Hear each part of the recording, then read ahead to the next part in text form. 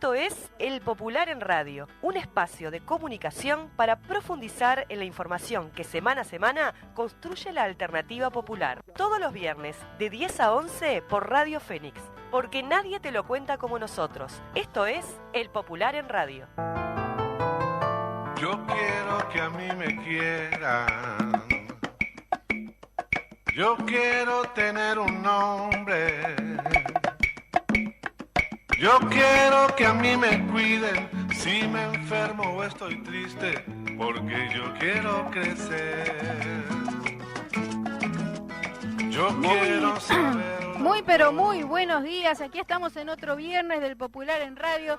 Un saludito para Paola, que se quedó sin poder venir por problemas logísticos en su casa. Así que le mandamos un fuerte besito para Paola, que sé que quiere estar aquí. Bueno, arrancamos con el editorial, Fede. A cantar, que me enseñen a ser libre y me digan la verdad, a jugar. Editorial. En defensa propia. Este miércoles se realizó un debate sobre el plebiscito de la seguridad social. Fue en Canal 5 y lo protagonizaron el senador de la Miluno y el Frente Amplio, Óscar Andrade, y el senador del Partido Nacional, Sergio Botana. No es la primera vez que el tema se aborda en la televisión abierta, pero el formato y los protagonistas del debate dieron a esta instancia un alcance mayor que las entrevistas y notas anteriores. El debate tuvo varios méritos. El principal, dejar meridianamente claros los argumentos de quienes apoyan y organizan la recolección de firmas para habilitar un plebiscito constitucional y los de quienes quieren, y nos referimos específicamente a las clases dominantes y a su expresión política, los partidos que integran la coalición de derecha en el gobierno, que la reforma antipopular que aprobaron sea firme y avance en su implementación. El senador Óscar Andrade apostó a una línea argumentativa, explicando los fundamentos de la iniciativa de recolección de firmas y de reforma constitucional.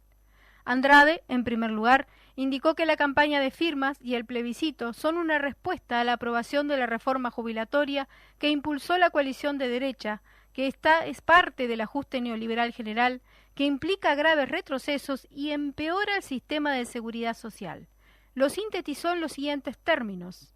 Se plantea ahorrar 2.000 millones de dólares y los únicos que sangran son los trabajadores y los jubilados trabajando más o cobrando menos. El senador de la Miluno y el Frente Amplio luego fundamentó los tres aspectos que coloca en discusión la papeleta con la que se están juntando firmas y la reforma constitucional que se pondrá a consideración de la ciudadanía. En primer lugar, establecer que la jubilación mínima sea equivalente al salario mínimo nacional. Esta iniciativa, que no precisaría mayor argumentación, se plantea porque en todo lo que va del gobierno de derecha, la jubilación mínima se estancó o cayó después de 12 años de crecimiento ininterrumpido y de que se triplicara su valor en los gobiernos del Frente Amplio. En segundo lugar, establecer como edad para tener causal jubilatoria los 60 años. No se trata de obligar a nadie a jubilarse a los 60, sino de establecer la posibilidad de que quienes se queden sin trabajo o tengan un desgaste mayor por la rama de actividad en la que se desempeñan puedan hacerlo a esa edad. Andrade explicó que el promedio de jubilación hoy es de 64 años, porque a los 60 la jubilación es muy baja y si se trabajan más años se acumulan beneficios que llevan a una mayor jubilación.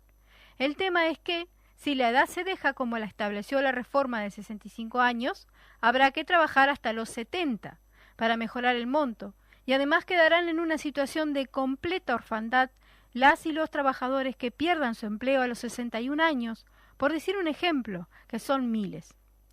En tercer lugar, eliminar las AFAP y el lucro en la seguridad social, así como las cuentas de ahorro individual con fines jubilatorios. En 27 años, el sistema de AFAP solo ha servido para que las empresas financieras acumulen millonarias ganancias, las rentas vitalicias, equivalente a las AFAP de las jubilaciones, que prometieron que serían muy importantes, son de miseria. Actualmente están cobrando rentas vitalicias unos 58.000 uruguayos y uruguayas. En promedio reciben 5.000 pesos y hay quienes cobran 126 pesos. Una verdadera vergüenza, indefendible. A ese sistema que tiene esos resultados, en lugar de tomar medidas para limitarlo, le amplían competencias. Transforman la afiliación en obligatoria para todas y todos los trabajadores, asegurándole ingresos millonarios. Autorizan a que para cobrar sus gastos de administración ahora puedan descontar del propio fondo de retiro de las personas cuando éstas se quedan sin empleo, y eliminan de un plumazo una de las promesas que llevó a miles de uruguayos a afiliarse a la SAFAP, el compromiso de elevar un 50% el cálculo jubilatorio a la hora de jubilarse. Pues bien, eso ya no será así. Esos fueron los ejes argumentativos de Óscar Andrade, presentando gráficas con lo que pagan la SAFAP, recibo de cobros de rentas vitalicias y análisis global e histórico del mercado de trabajo y de la seguridad social en nuestro país. ¿Cuál fue la estrategia de Botana? Defender a capa y espada la reforma jubilatoria aprobada por la derecha. Sostener, nadie sabe basándose en qué, datos que todos los jubilados van a cobrar más. Expresar su fe casi religiosa en el papel de la SAFAP para ser la garantía del sistema y luego hacer un extenso e insistente listado de quienes en la izquierda y el movimiento popular no están de acuerdo con las firmas y con el plebiscito. Andrade decía que hay miles de uruguayos que no se podrán jubilar si la edad sigue al barrer en 65 años. Botana le decía que José Mujica, Danilo Astori y Alejandro Sánchez no están de acuerdo con el plebiscito. Andrade decía que ya hay hoy quienes alta por discapacidad cobra hasta un 40% menos de lo que cobraría hace unos meses antes de que se votara la reforma. Botana respondía que AEBU tampoco está de acuerdo con el plebiscito. Lo que se aproximó a lo tragicómico fue cuando Andrade planteó los montos absurdos que están pagando la SAFAP por renta vitalicia, y a Botana no se le ocurrió mejor respuesta que recordar, por si alguien no sabía, que Óscar es comunista, y que a los comunistas les gustan las expropiaciones. Antes expropiaban bancos y ahora expropian a los trabajadores. Una joyita. En primer lugar, en Uruguay, quienes expropiaron a los ahorristas de los bancos fueron los Peirano, los Rom y compañía, no precisamente los comunistas, que nunca expropiamos a los trabajadores ni aquí ni en ningún lado del mundo. Por otra parte, ¿qué es sino una expropiación? Obligar a miles de trabajadores desde hace 27 años a depositar parte de su ahorro jubilatorio en una empresa financiera privada para que especule. ¿Qué es sino una expropiación volver ahora ese disparate expropiatorio obligación de todos los trabajadores? Óscar Andrade no entró en el terreno que ante la falta de argumentos para defender la indefendible reforma vigente le proponía Botana. El senador de la Minuno cerró con dos preguntas.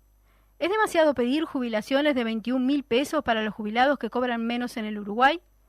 ¿O tener el derecho a jubilarse a los 60 años y que no sea la única variable de ajuste para gastar menos miles de trabajadores que queden sin jubilación o en el desempleo a una edad donde es muy difícil conseguir trabajo? Esas son las preguntas que tienen que responderse cientos de miles de uruguayas y uruguayos agarrando una lapicera y firmar en defensa propia. Que a mí me enseñen, mi familia y mi maestra, a contar y hacer las letras, y me quiero divertir, a jugar, a cantar. Hoy en el programa vamos a hablar sobre los niños, las niñas y adolescentes más vulnerables de nuestro país. Para los que INAU, el Instituto Nacional del Adolescente del Uruguay y Niños, es la última posibilidad de protección. Para ello contaremos con algunos fragmentos de la entrevista que realizáramos para el semanario El Popular, donde podrán leer la nota completa.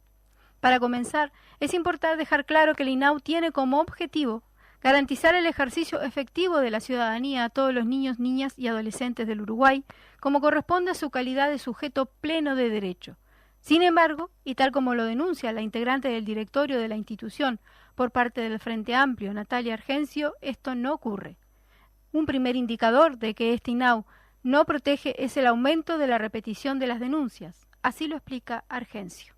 La forma de que una política de Estado se instale es cuando realmente todas y todos vemos el problema, ¿tá? Vemos qué es la causa que está produciendo, que produce hoy Uruguay tenga las infancias y las adolescencias en contextos de altísima vulnerabilidad social, de altísima vulnerabilidad socioeconómica, un Uruguay con 150.000 niñas y niños bajo la línea de la pobreza, un Uruguay con un aumento de la judicialización de las infancias en 3 años de más del 70%, un Uruguay donde las violencias no paran de crecer, más allá que también el crecer las violencias es un indicador que la población está siendo consciente de la problemática de las violencias hacia niños, niñas y adolescentes y logra identificarlas y denunciarlas, pero lo que tenemos que poner sobre la mesa es que como Estado seguimos llegando tarde. Las denuncias aumentaron las violencias, las denuncias aumentan los números que se registran en el CIPIAP año tras año, pero también aumentan las reiteraciones de denuncia. Aumentaron en 3 años las reiteraciones de denuncia a Línea Azul, que es la línea telefónica específica para presentar denuncias de situaciones de vulneración de derechos de niñas, niños y adolescentes. Eso implica que se llama más de 3 veces por un mismo caso. Crecieron un 112% en 3 años. Entonces, este crecimiento exponencial de las reiteraciones de denuncia nos está mostrando, nos está posicionando en que no se están atendiendo las situaciones. Claro. Que se está llegando realmente, no se está llegando, sí. Porque si se llega muy tarde, porque antes decíamos que no se denunciaba y ahora se denuncian, pero no se atienden y se vuelven a denunciar y se siguen denunciando, pero es el mismo caso. Entonces, el título que le pongo a toda esta introducción es que hoy tenemos un sistema de protección que no protege. Durante décadas se creyó que las instituciones, a modo de internados, eran la propuesta adecuada cuando los niños no encontraban los cuidados en sus familias de origen. Actualmente se sabe con total evidencia que la institucionalización produce efectos negativos en el desarrollo de los niños, con especial preocupación en la primera infancia y más aún cuando se trata de internaciones tempranas y prolongadas.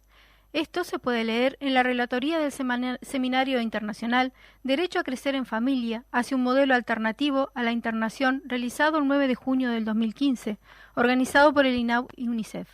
Es por esto que desde la academia en conjunto con los equipos del INAU se había avanzado en un cambio de modelo, pero este gobierno decidió frenarlo. En INAU, en el sistema de protección, hay 7.500 niñas, niños y adolescentes aproximadamente en las diferentes modalidades de atención. ¿Cuál sería la propuesta hoy con todos estos indicadores de vulneración de derechos desde INAU? ¿Qué es lo que se tendría que estar proponiendo para avanzar hacia un camino de protección, de garantizar restitución de derechos? Ahí tengo que poner los modelos sobre la mesa, tengo que poner los avances desde la academia, los avances o retrocesos políticos, ¿no?, de quien lleva adelante el gobierno, van de la mano, sí, se ve el problema a través de indicadores que sean transparentes, ¿no?, y por otro lado, la academia y lo técnico que tiene que estar por encima de lo político, mostrando cuál es la modalidad para abordar X situación. Entonces ahí la academia presenta diseños de modelos y eso fue lo que se avanzó muchísimo en los últimos años, pero me voy más, sí, al periodo de la administración anterior.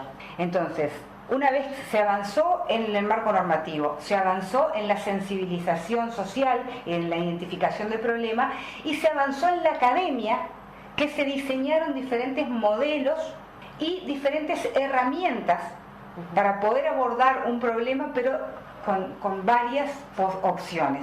Bien. Entonces, al sistema de protección específicamente se diseñó lo que es los modelos CAF, que son los Centros de Acogimiento y Fortalecimiento de la Familia.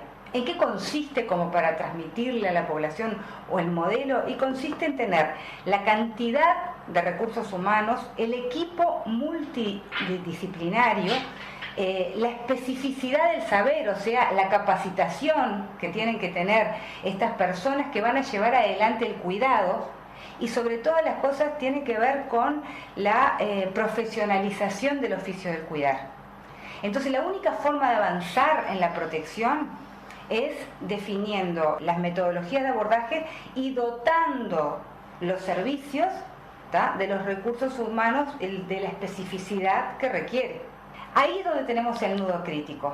Cuando yo miro un hogar y un modelo CAS, en el hogar tengo la mayoría de educadores y educadoras con muchísimo compromiso, pero sin el respaldo de la institución que debería estar garantizando brindar capacitación, brindar formación para que quienes están llevando adelante el cuidado puedan ejercerlo realmente. Y bueno, entonces el modelo CAS dice para X cantidad de adolescentes, por ejemplo, tiene que haber tantos educadores, tantos psicólogos, tantos trabajadores sociales.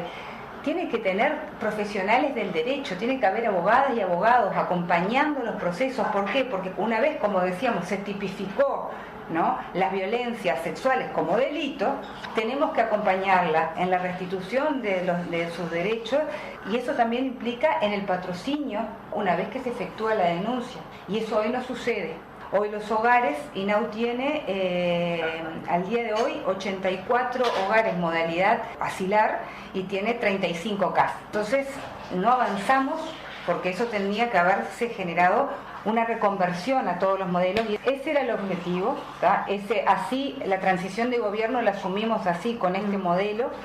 Después otras herramientas, ¿no?, para acompañar también una vez que las niñas y niños adolescentes ingresan al sistema de protección, es la modalidad de acogimiento familiar, tan difundida en este periodo, que son, por ejemplo, las familias amigas. Todos vimos la campaña de familias amigas. El problema es que la herramienta mal utilizada se transforma en vulneración de derechos. Entonces, para que el acogimiento familiar sea una herramienta, tenía que estar acompañada también de un modelo que implicaba, una vez que había una pérdida de capacidad de cuidado de esta familia y se lo separaba, o se la separa a la niña al niño para poder restituir los derechos, en ese proceso se genera un tiempo que es el proceso de atención individual, que tiene que ser acompañado por equipos desde INAU, y cuando se inserta, por ejemplo, en la familia, tiene que haber una dupla técnica que durante X periodo de tiempo vaya generando este proceso de atención individual, de trabajo con ese niño, con esa niña o adolescente, con su familia de origen, para tratar de trabajar la posibilidad de la restauración y la revinculación con su familia de origen, y de lo contrario pasar a un proceso, una condición de adoptabilidad, y poder pasar al proceso de adopción. ¿Qué es lo principal de la herramienta? El acompañamiento. Porque las familias amigas es un proceso solidario, donde INAU le transfiere por cada niño, niña, adolescente vinculado a una familia amiga, por ejemplo, 3 BPC por cada niño, niña, adolescente. Está esto, la transferencia económica, pero también tendría que estar el acompañamiento de los recursos humanos. Eso no estuvo. Hoy tenemos más de 2.000 niñas, niños, adolescentes en modalidad de acogimiento familiar, y no nos pudieron decir hasta el día de hoy, hace 3 años que estamos en la gestión, qué equipo, qué dupla, quién está haciendo el acompañamiento de cada situación. Sobre los recursos humanos sumamos el siguiente dato. Solo el 52% de los centros tienen los recursos humanos necesarios para poder implementar la metodología de seguimiento basándose en el plan de atención individual del INAU. INAU tiene 547 trabajadores menos que en diciembre del 2019. Tiene crédito disponible en rubro 0 para 846 cargos vacantes, y sin embargo la decisión, año tras año, fue devolver presupuesto a rentas generales. Para cerrar, queda claro que el INAU hoy tiene un sistema de protección que no protege. Así lo explican Argencio y su equipo. Cuando no hay un abordaje para estas situaciones de alta complejidad, se siguen vulnerando dentro del sistema de protección, se revictimizan dentro del sistema de protección y no se garantizan los derechos. ¿verdad? Entonces ahí tenemos sucesos como estos, situaciones de adolescentes vinculados al sistema de protección que, estando dentro del sistema de protección, los capta una red de explotación sexual.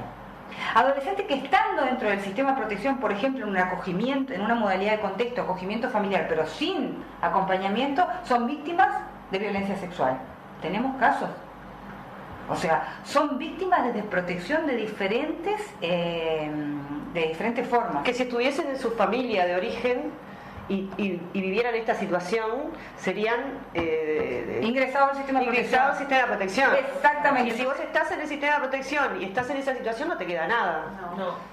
Ese es el punto. Claro. Entonces, ese es el punto, porque es así, porque la justicia como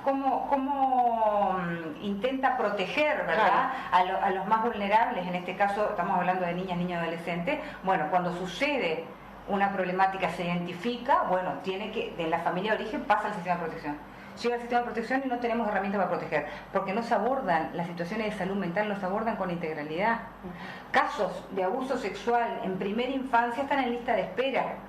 Yo no quiero un sistema de protección que tenga todos 7.500 niños, niñas y adolescentes viviendo en el sistema de protección desde el momento que fueron vulnerados hasta que cumplen los 18 años, y a los 18 años se van. Entonces eso es lo que está pasando ahora, porque no hay seguimiento del egreso, y esa es una vulneración y es un indicador brutal que hay que mirar. Los invitamos a leer la nota completa en el semanario El Popular, que ya está en la calle, y más tarde en la página web www.elpopular.uy. Yo quiero saberlo todo. Yo quiero que a mí me enseñen, mi familia y mi maestra, a contar y hacer las letras, y me quiero divertir, a jugar. Bueno, aquí estábamos entonces con un artículo muy interesante que recomendamos sobre el INAU y los chiquilines que están allí todos los días, la mayoría de su vida en la infancia y adolescencia. Comentamos ahora El Popular. Tenemos aquí la nota central del día de hoy. Es demasiado pedir jubilaciones de 21.000 pesos. El senador de la 1001 y el Frente Amplio, Óscar Andrade, dijo en el debate por Canal 5 con el senador del Partido Nacional, Sergio Botana, sobre el plebiscito de seguridad social. Estamos convocando a firmar en defensa propia para que los trabajadores y los jubilados no sean la única variante de ajuste, o trabajando más o cobrando menos. Otro artículo se refiere a la presentación de la candidatura de Carolina Cose el otro día en el Club Cordón. Cose, rumbo a la pública felicidad. En un emotivo acto se presentó la precandidatura presidencial de Carolina Cose por el Frente Amplio con el apoyo de 20 sectores e independientes. Otro tema es el plenario del Frente Amplio proclamó a los 4 candidatos a la presidencia, Yamandu Orsi, Carolina Cose, Vergara y Lima. Otro tema que estábamos hablando recién, que le dimos amplia difusión, es el INAU vulnera derechos, no hay garantías de protección ni seguimiento para los niños y niñas y adolescentes que egresan del instituto, una nota hecha por Paola Beltrán. La otra nota se refiere al 25N, que es ahora este fin de semana. Tú ves, este silencio se llama. Este 25 de noviembre es el Día Internacional contra la Violencia hacia las Mujeres. De este tema vamos a estar hablando más tarde en la segunda parte del programa. En 11 meses del 2023, van 25 mujeres asesinadas. Por la Comisión de Género del PSU es hecho esta columna muy interesante que está allí en la edición de hoy. Otro tema es Milei en Argentina. Apuntes y desafíos de días que nos demandan ser mejores, una nota de la UJC. Otra que se llama ¿Avanza la libertad o retrocede? Una nota hecha por Pablo Darrocha y Florencia Tor, donde hace un análisis de lo libertario, hasta qué punto es libertario Milei en Argentina, si solamente es la parte económica y no lo demás. Ganó Milei, dice otra nota, perdió Argentina, una nota de Ronnie Corvo, donde hace un análisis de las elecciones en Argentina el pasado domingo. Docentes movilizados. La coordinadora de sindicatos de la enseñanza se concentró el miércoles frente al Codicen de la NEP en reclamo por la decadencia educativa, una nota de Victoria Alfaro. Allí ellos hablan de la transformación educativa, de la falta de cargos, de los grupos cada vez más llenos de estudiantes y pocos docentes.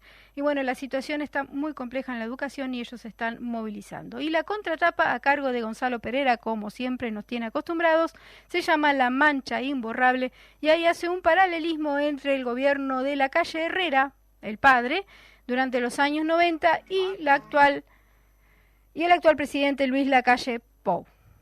Entonces ahora vamos entonces a la pausa y nos reencontramos en la segunda parte.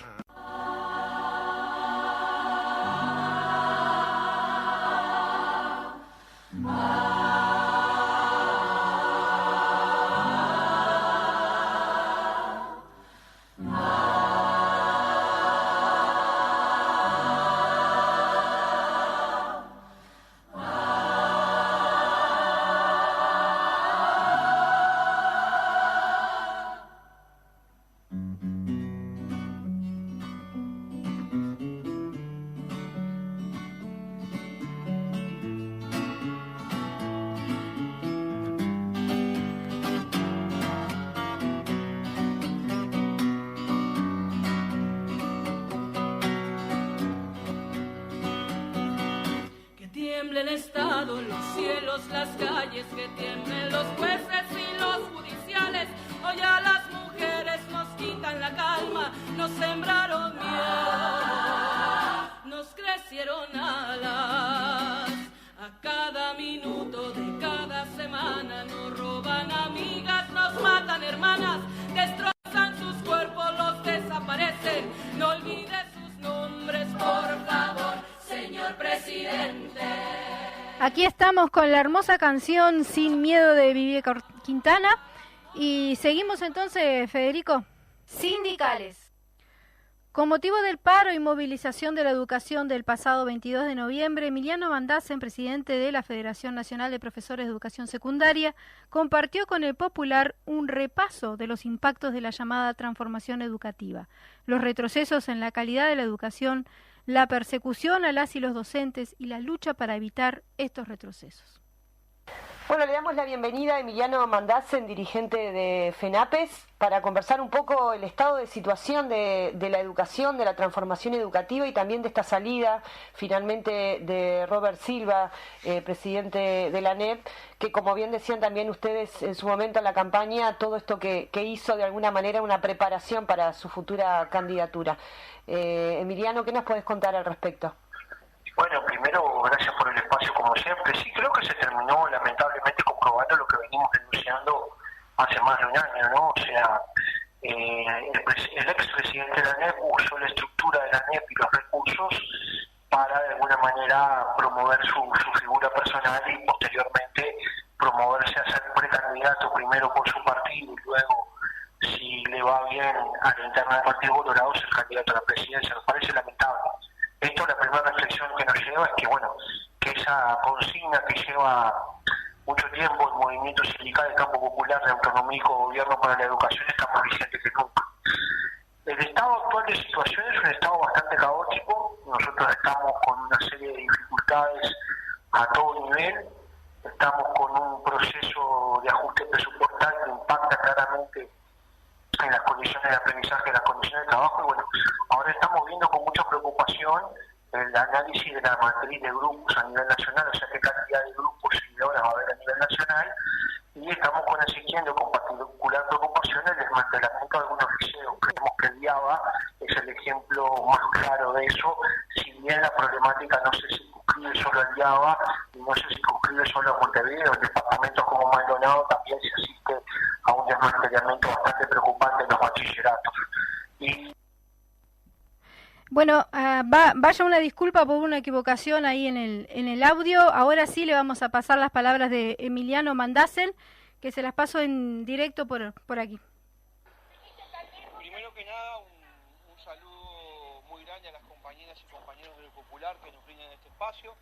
Estamos hoy a 22 de noviembre de 2023, previo a arrancar la concentración enfrente acá al Codicen de la ANEP.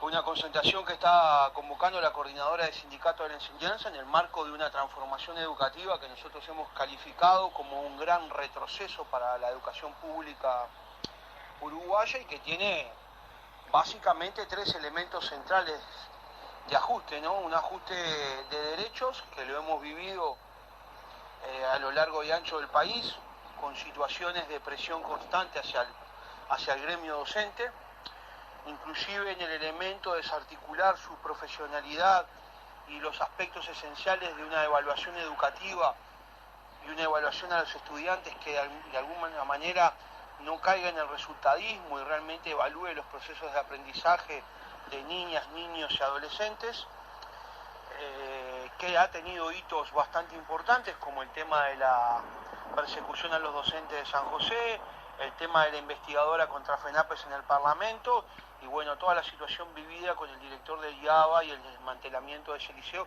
como alguno de los elementos más simbólicos de todo ese proceso, pero que también tiene un elemento cotidiano que se ve en todos los liceos, que es, de alguna manera, los mandos medios convertidos en, de alguna manera, comisarios políticos de la transformación educativa, donde no escatiman en, de alguna manera, ejercer la presión sobre el cuerpo docente para que los números cierren de cualquier manera. Después el otro ajuste es un ajuste presupuestal brutal que implica, como ya hemos manejado públicamente, un achico en el presupuesto educativo, un retroceso de este respecto al Producto Bruto Interno y un ajuste que va en el periodo entre ANEP y UDELAR superando los $200 millones. Eso ha generado claramente un deterioro en las condiciones de aprendizaje, porque uno de los primeros elementos es el aumento de la cantidad de estudiantes por grupo y un deterioro claramente en nuestras condiciones de trabajo. Hemos tenido una pérdida salarial en este periodo bastante importante, que no se va a recuperar lo perdido y vamos a llegar a tener el mismo poder adquisitivo al final del quinquenio, producto de un convenio salarial que logró de alguna manera mitigar ese proceso y logró algunas inequidades producto de una gran movilización que se logró en ese momento del debate presupuestal, pero que ha impactado fuertemente en la masa salarial y esto es salario y de alguna manera el recorte de figuras de acompañamiento, recorte de grupos, que es una realidad que estamos viviendo. El otro elemento central es todo el tema de lo que estamos viviendo con respecto a la transformación educativa y su orientación ideológica, política, que implica un grave retroceso en el acceso democrático al conocimiento. Lo que estamos comprobando, documento tras documento, con un pronunciamiento masivo del gremio docente en contra a través de las asambleas técnico-docentes y de diversas manifestaciones, inclusive de las asociaciones por asignatura, es que hay una primarización del ciclo básico, lo que vendría a ser séptimo, octavo y noveno ahora, que de alguna manera convierte a la educación media básica en una extensión de la educación primaria y posteriormente circunscribe el acceso a bachillerato a un sector reducido de la población y aún ese bachillerato con serios deterioros en sus contenidos y en sus procesos de aprendizaje y de acceso democrático al conocimiento. Creemos que claramente esta orientación de este gobierno, que lo que hace es impulsar un modelo de desigualdad, tiene un capítulo muy importante ese modelo de desigualdad en todo lo que es la transformación educativa y el acceso democrático al conocimiento universalmente válido y el conocimiento como un elemento de expansión de alguna manera de derechos y de tratar de quebrar ese modelo de desigualdad que ha instalado este gobierno tan claramente y que se ha caracterizado muy bien por parte del PIT-CNT. Y por último tenemos ahora a fin de año una serie de elementos que son muy específicos, una elección de horas que no respeta los derechos adquiridos, que intenta hacerse por más de un año cuando no están dadas las condiciones, porque para elegir por más de un año tendríamos que tener una unidad docente bien paga y horas de departamento y los profesores no pueden vivir con 20 horas. Tenemos el desconocimiento inclusive a una organización hermana como AFUTU, que no se le justificaron las faltas para la realización de su congreso por parte del director general Pereira, una cuestión gravísima que no cumple ni siquiera con la normativa, es una especie de estado dictatorial donde hago lo que quiero, eso nos preocupa profundamente, y bueno, estamos trabajando en estas horas para de alguna manera recuperar los grupos que se han sacado, tratar de visualizar a nivel de país cómo está pasando, qué está pasando y que haya una elección de horas que de alguna manera respete el acceso al trabajo y trate de alguna manera de buscar que el daño que se le hace a la educación pública sea el menor posible. En eso también, en esta última rendición de cuentas, estuvimos batallando para conseguir los dineros para un concurso que va a involucrar entre docencia directa e indirecta a unos 8.000 trabajadores con perspectiva de iniciar ese proceso de efectivización en 2025 y bueno, todo esto nos encuentra movilizados en pleno proceso de negociación y movilización, movilizarse negociando y negociar movilizados, que es una premisa que tenemos muy instalada en nuestra federación y en la CCO en su conjunto y bueno, agradecerles como siempre por el espacio y estamos a las órdenes. Apretado abrazo a las compañeras y compañeros del Popular.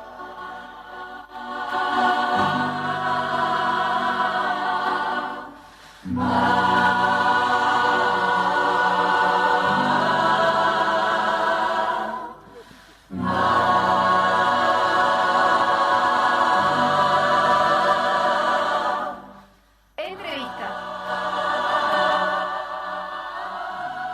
25 de noviembre es el Día Internacional de la Eliminación de la Violencia contra la Mujer. En Montevideo se estará llevando adelante una movilización que partirá desde la Plaza Libertad a las 17 horas hasta la Torre Ejecutiva frente a la Plaza Independencia. Ya tenemos en línea a Carolina Spillman, integrante de la Secretaría de Género del PIC-CNT y de la Mesa Ejecutiva de SUTEL, para conversar al respecto. Muy buenos días, Carolina. Muy buenos días, Victoria.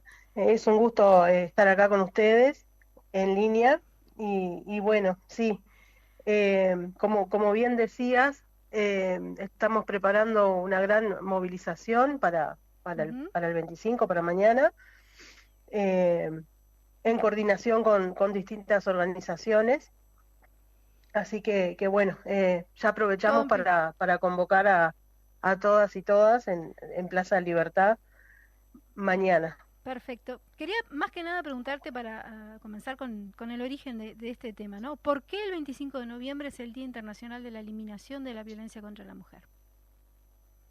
Bien, este día las Naciones Unidas lo establecieron así en recuerdo de las hermanas Mirabal, que fueron asesinadas en 1960 por la dictadura de Trujillo en República Dominicana.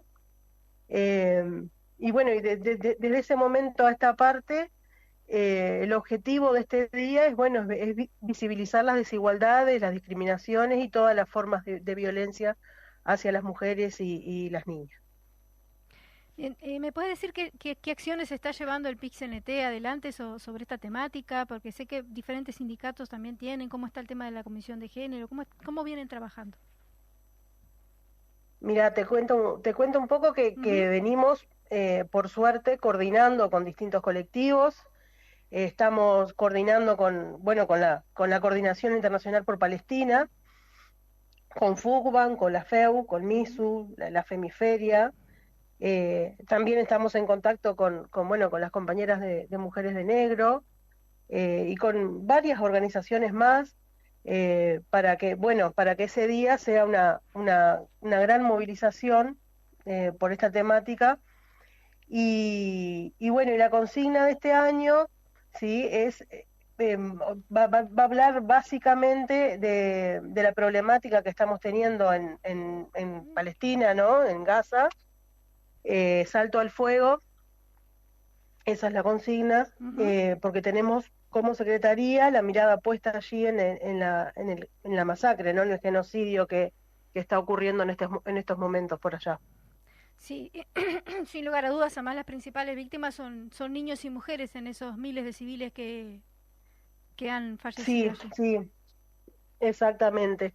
Y nosotros entendemos que no se puede ser feminista si no se está con estas mujeres de Palestina, ¿no? Si no se está contra el bloqueo, contra la ocupación, contra el colonialismo porque todo esto es parte de la violencia contra las mujeres. Exacto.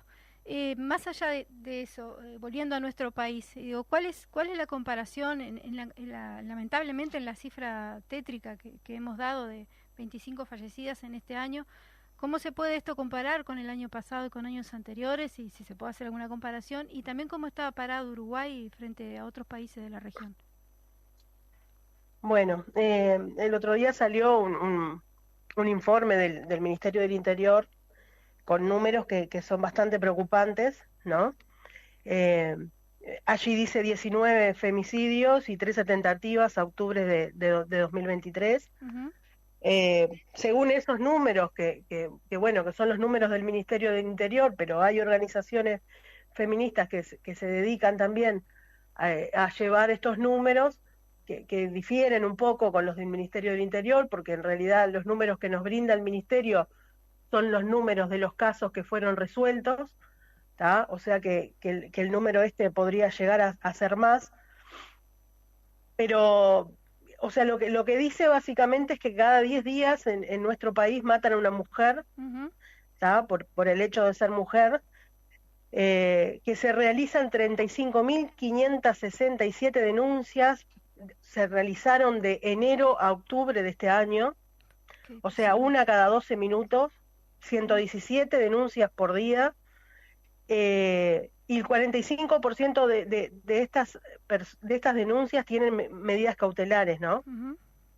O sea, se pusieron 2.720 tobilleras, o sea, el número es muy pequeño, Ujú. ¿no? Si miramos la cantidad de De denuncias denuncias. que se hacen.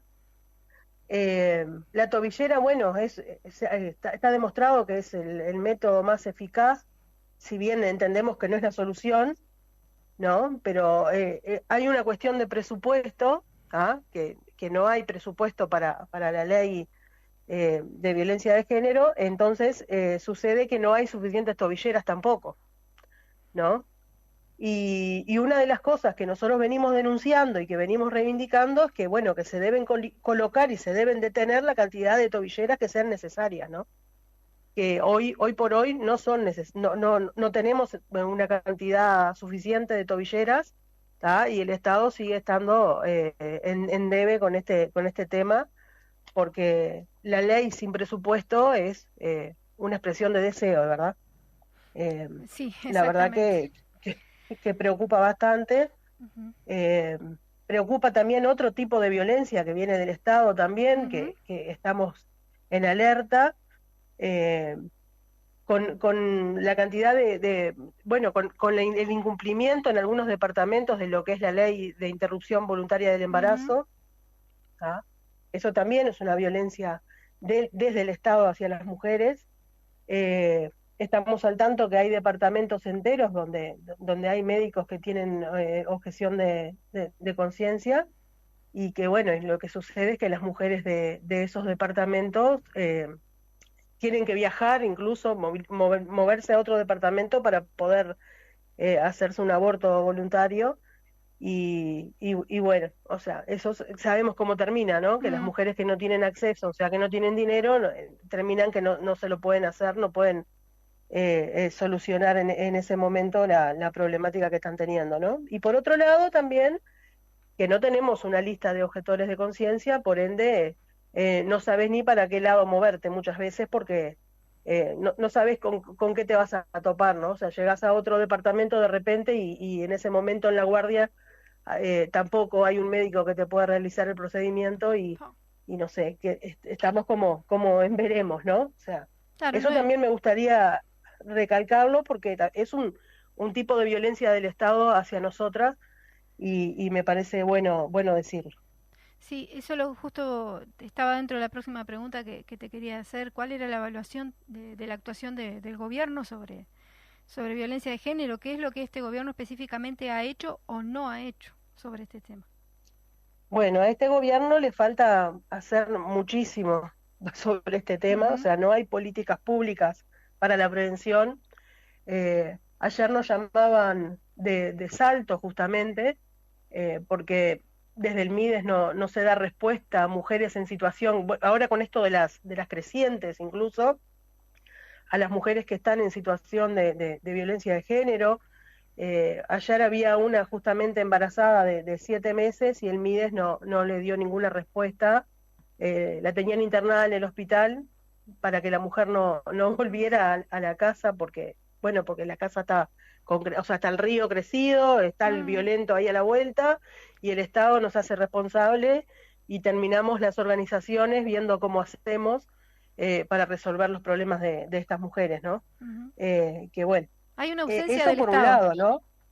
Totalmente. La falta de presupuesto a la ley es innegable, ¿no? Es la falta de presupuesto, o sea, que no tenés suficientes comisarías especializadas, que no tenés técnicos que puedan, o sea, técnicos, digo, psicólogos para atender estas situaciones. Después, en la misma justicia, o sea, no hay juzgados suficientes especializados en la temática.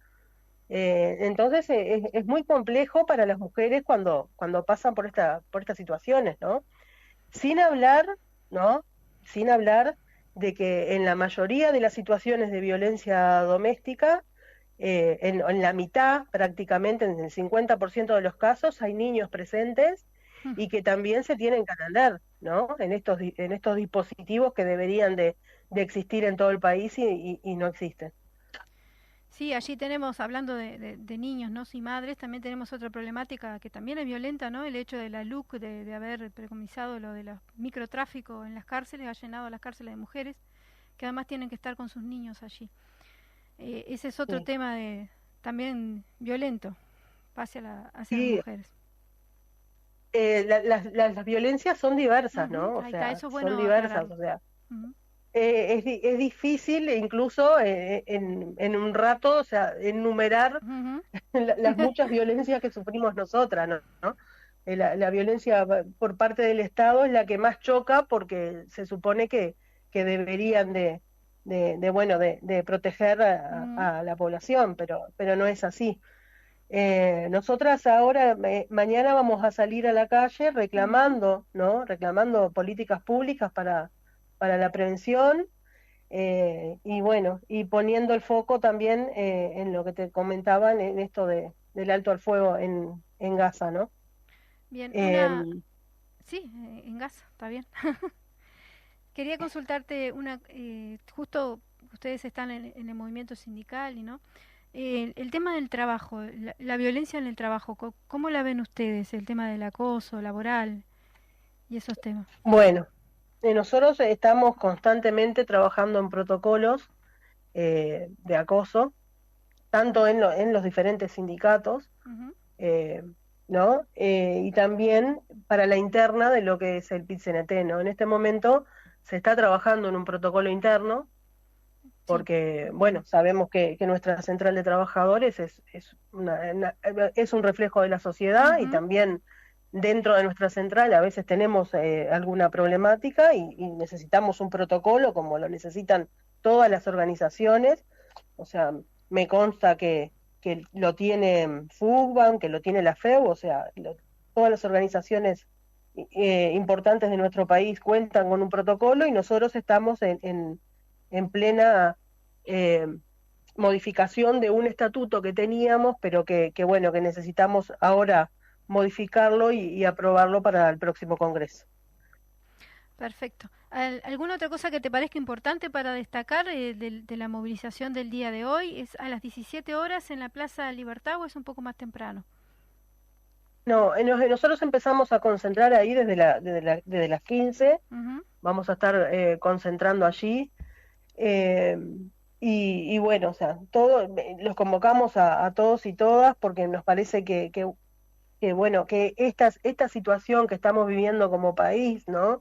Y en el mundo en sí, es un problema de todos y todas, no es un problema solamente de las mujeres, es un problema estructural, y por eso convocamos a la movilización mañana a las 17 horas desde Plaza Libertad. Sí, además el tema de la violencia y la discriminación también lo sufren los grupos de la diversidad, ¿no? O sea, eso es bueno de destacar también. Exactamente, exactamente. Una cosa que me quedó en el tintero comentar es que de las peores cosas que he escuchado últimamente fue a la directora de InMujeres, Moni Botero, diciendo como si fuera un avance enorme de que el número de este año, el número de femicidios de este año, ¿no? Que el que pasaron es a octubre, como festejando que era menor que años anteriores, porque el promedio anterior era de 25, ¿no? Me parece de muy mal gusto el comentario de la directora, horrible, ¿no? Tétrico, porque aparte el año no terminó, no, es para espantoso. nada. Y bueno, y esos son los comentarios que tenemos que escuchar las mujeres desde el Estado, y así es como nos cuidan. Sí, totalmente, más bien desubicado, ¿no? Y además no es algo que se pueda celebrar, precisamente. La verdad que no. Bueno, no se debe hacer política con esto. Para nada, totalmente de acuerdo contigo. Carolina Bien. Spillman, integrante de la Secretaría de Género del PCNT y de la Mesa Ejecutiva de la SUTEL, muchísimas gracias por conversar con nosotros. Bueno, y estaremos todas y todos, sobre todo todas, mañana 25 de noviembre allí en la plaza. Bueno, bien, les esperamos entonces. Muchas Y gracias, muchas gracias por recibirme. Muchas gracias por hablar con el Popular en Radio. Nos sembraron miedo, nos crecieron alas. A cada minuto de cada semana nos roban amigas, nos matan hermanas, destrozan sus cuerpos, los desaparecen. No olvide sus nombres, por favor, señor presidente. Por todas las compas marchando en Reforma, por todas las morras peleando en Sonora, por las comandantas luchando por Chiapas, por todas las madres buscando en Tijuana. Cantamos sin miedo, pedimos justicia, gritamos por cada desaparecida. Que resuene fuerte, nos queremos vivas. Queremos destacar también varias actividades que se desarrollaron esta semana. Una fue el día de ayer sobre el libro de Macera, donde quedó la quincena. Les recomendamos que va a estar además en YouTube. Después le vamos a pasar el link a nuestros oyentes para que puedan seguir la increíble mesa, que además estuvo llena la huella de Yerenia, ya nos dijeron, así que los invitamos a escuchar este análisis sobre la nueva edición del libro de Macera, donde fue el sobre de la quincena. También queremos convocarlos al 27 de noviembre al pie del obelisco a las 18:30, 27 de noviembre al pie del obelisco a las 18:30 en el 40 aniversario. Convocamos a renovar nuestro compromiso con la democracia y con la construcción en una convivencia pacífica y libertad. Invitamos también a llevar una bandera uruguaya allí para convocar 40 años del impresionante acto del obelisco. ¿Se acuerdan? El río de Libertad que atravesaba el Parque de los Aliados. Bueno, eso mismo. 27 de noviembre al pie del obelisco, 18:30 por un Uruguay democrático, sin exclusiones. Allí los esperamos también. Y bueno, nos estamos despidiendo aquí a pocos minutos de finalizar el Popular en Radio. Y un abrazo grandote para todos los que están de la otra línea, en especial Artín, que está internado recuperándose. Y bueno, un abrazote para él y su familia en estos momentos tan complicados. Y bueno, nos despedimos y nos vemos el próximo viernes de 10 a 11 de la mañana con el Popular en Radio, porque, como siempre pregunta Paola, nadie te lo cuenta como nosotras. Presidente, por todas las compas marchando en Reforma, por todas las morras peleando en Sonora, por las comandantas luchando por Chiapas, por todas las madres buscando en Tijuana. Cantamos sin miedo, pedimos justicia, gritamos por cada desaparecida. Que resuene fuerte, nos queremos vivas, que caiga con fuerza el feminicida. Yo todo lo incendio, yo todo lo rompo. Si un día algún fulano te apaga los ojos, ya nada me calla, ya todo me sobra. Si tocan a una